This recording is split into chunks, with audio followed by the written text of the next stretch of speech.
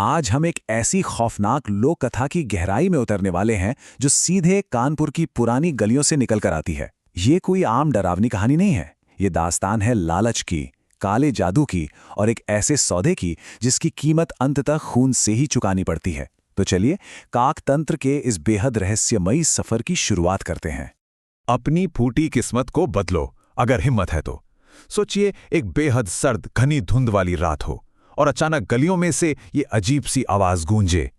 कानपुर के एक मोहल्ले में ठीक ऐसा ही हुआ था। एक रहस्यमयी सफेद बालों वाला तांत्रिक वहां घूम रहा था। सबसे डरावनी बात, उसके दोनों कंधों पर एक एक कौवा बैठा था, जिनकी छोटी छोटी आंखें उस घने अंधेरे में भी चमक रही थीं। ये एक ऐसा खुला आमंत्रण था जिसे सुनकर ही अच्छे अच्छे लोग डर के मारे अपने घरों में दुबक गए। लेकिन हताशा इंसान से क्या कुछ नहीं करवाती। इस खौफनाक बुलावे ने एक ऐसे इंसान को अपनी तरफ खींच लिया जो पूरी तरह टूट चुका था। कानपुर के गोविंद नगर का रहने वाला अजितेश।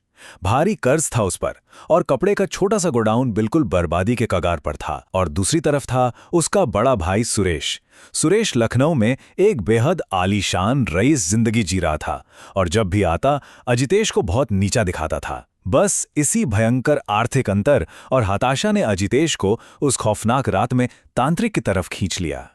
अब सवाल उठता है कि काकतंत्र आखिर बला क्या है। अगली सुबह हताश अजितेश ने उस तांत्रिक को ढूंढ निकाला। तांत्रिक ने बताया कि कौवे कोई आम पक्षी नहीं है, बल्कि ये पितृलोक के दूत होते हैं। मतलब जिंदा और मुर्दा लोगों की दुनिया के बीच का एक सीधा दरवाजा। अगर काकतंत्र के जरिए इन पर काबू पा लिया जाए तो ये रातों रात असंभव को भी संभव कर सकते हैं। वैसे तो लोक कथाओं में पक्षियों को रहस्यमयी शक्तियों से जोड़ना बहुत आम बात है, लेकिन ये काकतंत्र ये सच में एक बेहद खतरनाक और काला जादू है। और इस काले जादू की कीमत और रोंगटे खड़े कर देने वाली थी। ये कोई मामूली पूजा पाठ नहीं था। इस जादू को सीधे इंसानी खून चाहिए था।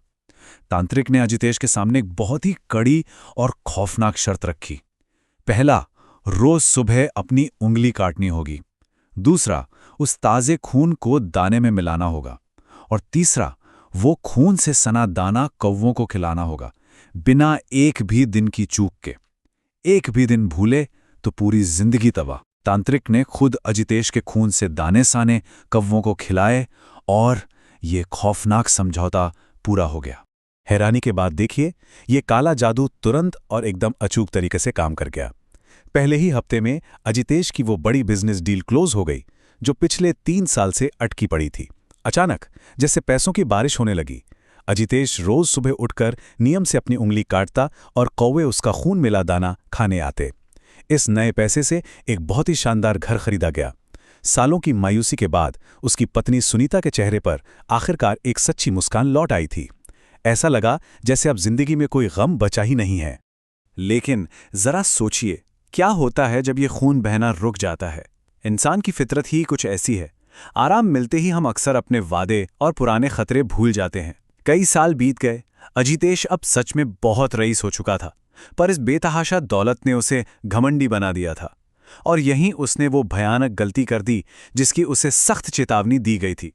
शुरुआत हुई दाना डालना भूलने से, फिर यह हफ्ते में एक बार होने लगा और एक दिन ऐसा आया जब उसने कौवों को खून मिला दाना डालना पूरी तरह से ही बंद कर दिया।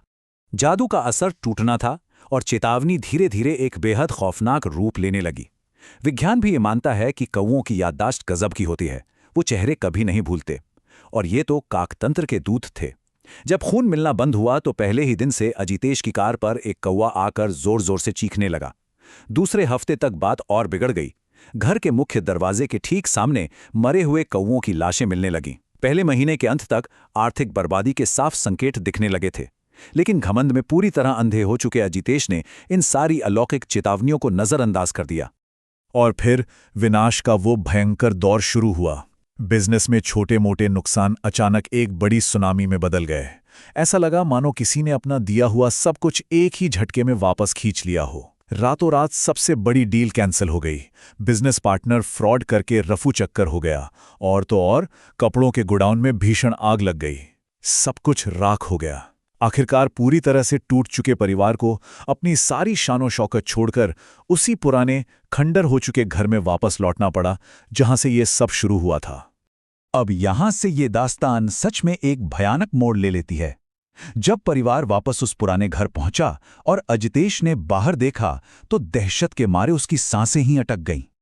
वहां सैकड़ों कौवे मौजूद थे, छत पर, रेलिंग पर, पेड़ की डालियों पर, हर जगह, और वो बिल्कुल चुपचाप बिना पलक झपकाए घर को घूर रहे थे, जैसे उन्हें पहले से ही पता था कि ये लोग वापस आने वाले हैं।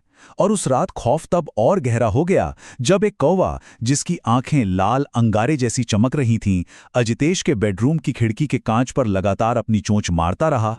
अब ये बिल्कुल साफ था कि वो काला जादू अपने हिस्से की कीमत वसूल रहा था। अजितेश की गर्दन पर अचानक गहरे काले निशान उभर आए, जो बिल्कुल किसी बड़ी चोंच के घावों जैसे दिखते थे। पर सबसे डरावना था उसके 15 साल के बेटे का हाल। वो बच्चा एकदम शांत हो गया, बिल्कुल गूंगा।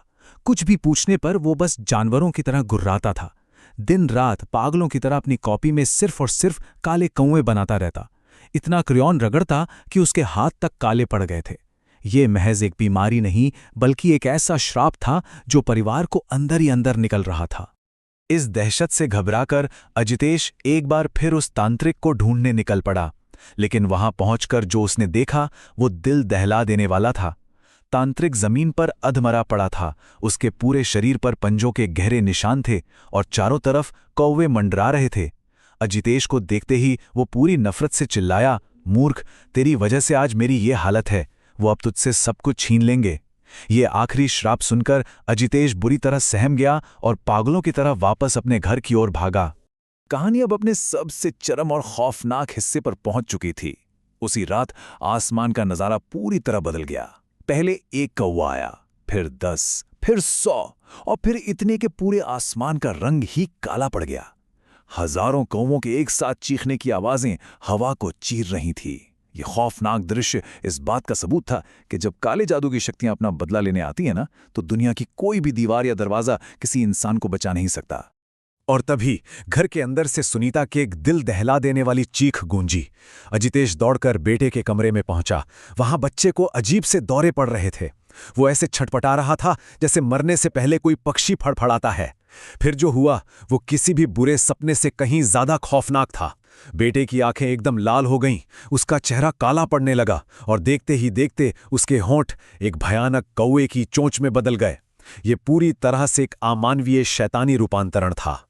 उस चोंच वाले शैतानी रूप ले चुके बेटे ने अचानक अजितेश पर एक जानलेवा हमला कर दिया, और वो तब तक नहीं रुका जब तक अजितेश की सांसें हमेशा के लिए टूट नहीं गई। सुनीता ये सब देखकर दहशत में चीख रही थी। तभी 100 से भी ज्यादा कौवे घर के अंदर घुस आए और उन्होंने अजितेश के बेजान शरीर को पूरी तरह घेर लिया। खून का जो कर्ज सिर्फ चंद बूंदों से शुरू हुआ था, आज उसने उस इंसान के पूरे वजूद को ही निगल लिया था। इस वीभत्स घटना के तुरंत बाद अजितेश का बेटा बेहोश होकर गिर पड़ा। जब उसे होश आया तो वो बिल्कुल नॉर्मल था। लेकिन उस खौफनाक रात के बाद सुनीता अपने बेटे को लेकर हमेशा हमेशा के लिए वो शहर छोड़कर चली गई। आज कानपुर का वो पुराना घर एक वीरान, डरावना खंडर बन चुका है। वहां से गुजरने वालों का कहना है कि आज भी उस खंडर के ऊपर कौवों का एक बड़ा झुंड हमेशा मंडराता रहता है, मानो वो आज भी उस अंधेरे समझौते की गवाही दे रहे हों। ये पूरी दास्तान हमें सोचने पर मजबूर कर देती है। क्या सच में कोई भी दौलत, कोई भी ऐशो आराम एक ऐसे अंधेरे वादे की कीमत चुकाने के लायक होता है? लालच में लिए गए शॉर्टकट्स अक्सर एक बहुत बड़ी और कई बार जानलेवा कीमत मांगते हैं। जब इंसान अपनी हदों को पार करके ऐसी ताकतों से हाथ मिलाता है जिन्हें वो खुद नियंत्रित नहीं कर सकता, तो अंत हमेशा विनाशकारी ही होता है। खैर, इस बेहद रहस्यमयी विश्लेषण में जुड़ने के लिए बहुत बहुत धन्यवाद। मिलते हैं अगली ऐसी ही किसी अनसुनी कहानी के साथ।